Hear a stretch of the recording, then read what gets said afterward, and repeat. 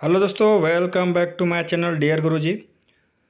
दोस्तों, RPF constable और SI का नया वैकेंसी आ चुका है और इसका जो है दोस्तों फॉर्म फिलअप भी 15 अप्रैल से आपका शुरू हो चुका है, जो कि लास्ट जो है आपका 14 मई तक इसका फॉर्म फिलअप चलने वाला है। तो दोस्तों, सबसे बड़ा कन्फ्यूजन इस भर्ती में यह देखने को मिल रहा है, सभी बच्चों को की तरफ से यह क्वेश्चन पूछा जा रहा है कि इसका जो एग्ज़ाम सेंटर है वह कहाँ पर होगा। प्लस में क्या है, जिस भी स्टेट से हैं आप, क्या आपका एग्ज़ाम सेंटर उस स्टेट में मिलेगा या फिर अदर स्टेट में मिलेगा, या फिर जोन के अकॉर्डिंग आपका एग्ज़ाम सेंटर दिया जाएगा। क्योंकि इसमें कन्फ्यूजन तब होता है जब आप फॉर्म भरते हैं, तो आप लोगों से दोस्तों फॉर्म भरते समय ना ही आपसे कोई ग्रुप के बारे में पूछा जाता है, ना ही किसी जोन के बारे में आपसे पूछा जाता है, और ना ही कुछ स्टेट वाइज आपको जो है वो पूछा जाता है कि किस स्टेट में आप अप्लाई करना चाहते हैं। तो ऐसा कुछ भी फॉर्म भरते समय दोस्तों आपसे नहीं पूछा जाता है।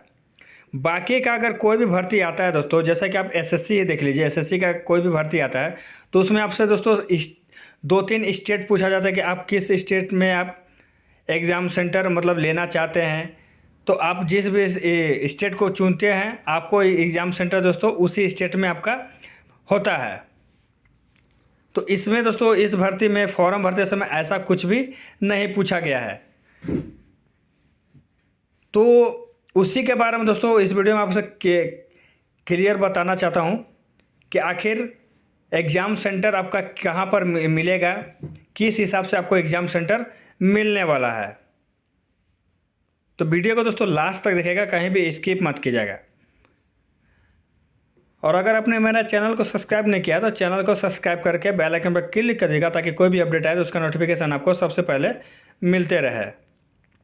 आगे बढ़ते हैं दोस्तों और इस कन्फ्यूजन को क्लियर करते हैं, क्योंकि यह कन्फ्यूजन बहुत, जितने भी कैंडिडेट इस फॉर्म को अप्लाई कर रहे हैं सभी कैंडिडेट का यह कन्फ्यूजन बना हुआ है।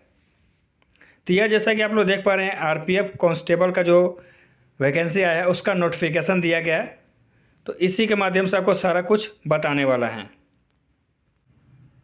तो दोस्तों, जैसा कि नोटिफिकेशन आप देख पा रहे हैं, डी नंबर पॉइंट में, the decision of RRB in all matters relating to eligibility, acceptance और rejection of online applications, issue of free rail passes, panel action for false information, modification of vacancies, mode of selection, conduct of CBT, allotment of examination center, main जो है दोस्तों ये allotment of examination center, selection, allotment of post to selected candidate, etc. will be final and binding on the candidate, and no inquiry or correspondence will be entertained by the RRB in this regard।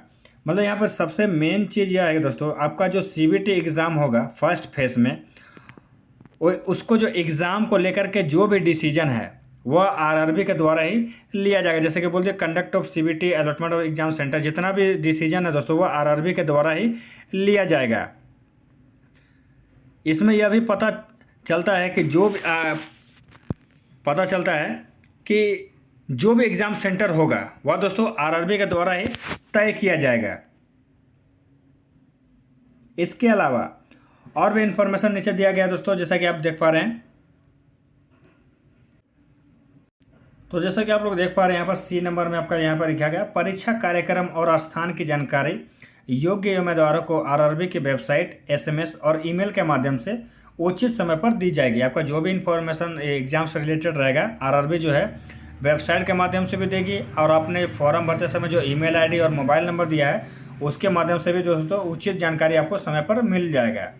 उसके बाद बोला जा रहा है, किसी भी चरण को स्थगित करने या स्थान, तिथि और शिफ्ट में बदलाव के अनुरोध पर किसी भी परिस्थिति में विचार नहीं किया जाएगा। आपका जिस डेट में, जिस तिथि को, जिस शिफ्ट में आपका एग्ज़ाम होगा, आपको उस डेट में ही आपको देना है एग्ज़ाम, चाहे जिस भी सेंटर पर हो। इसमें कोई भी बदलाव करने का विचार नहीं किया जाएगा, डायरेक्ट यहाँ पर रेलवे ने बोल दिया है। अब आगे बढ़ते हैं दोस्तों। मेन जो है अभी भी कन्फ्यूजन बना हुआ है कि आपका जो फॉर्म भरते समय आपसे ना ही कोई जोन का बारे में, क्योंकि यह जो आरपीएफ का जो वैकेंसी निकलता है दोस्तों जोन के बेसिस पर यह निकलता है और ग्रुप वाइज निकलता है, ABCDEF करके ग्रुप वाइज निकलता है, जोन वाइज आपका निकलता है। लेकिन फॉर्म भरते समय ऐसा कुछ भी आपसे नहीं मांगा गया है। तो फिर भी दोस्तों आपका जो नोटिफिकेशन जारी हुआ है उसमें आपका जो है ग्रुप का डिटेल्स जोन वाइज जो है डिटेल्स में दिया गया है। आपको वो दिखाते हैं दोस्तों नोटिफिकेशन में।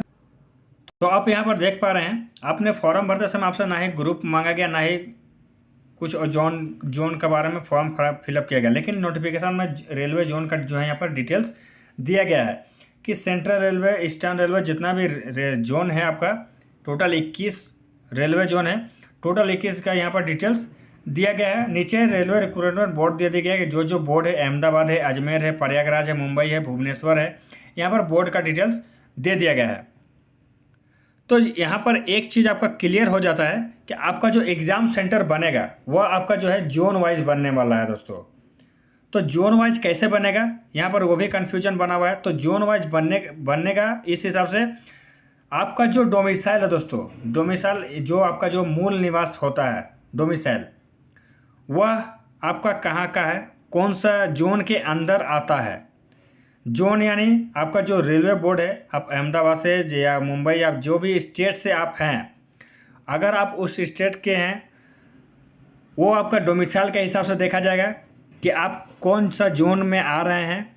चाहे आपका जो जोन छोटा हो या बड़ा हो, क्योंकि कुछ जो है जो आपका जोन डिटेल्स दिया गया है, किसी में 4 जोन है, किसी में 6 जोन है, किसी में 8 जोन है। तो छोटा बड़ा है आपका उससे मतलब नहीं, आपका जो डोमिसाइल है जिस भी स्टेट से है जो आपका है उसी हिसाब से जो है दोस्तों आपका एग्ज़ाम सेंटर मिलने वाला है।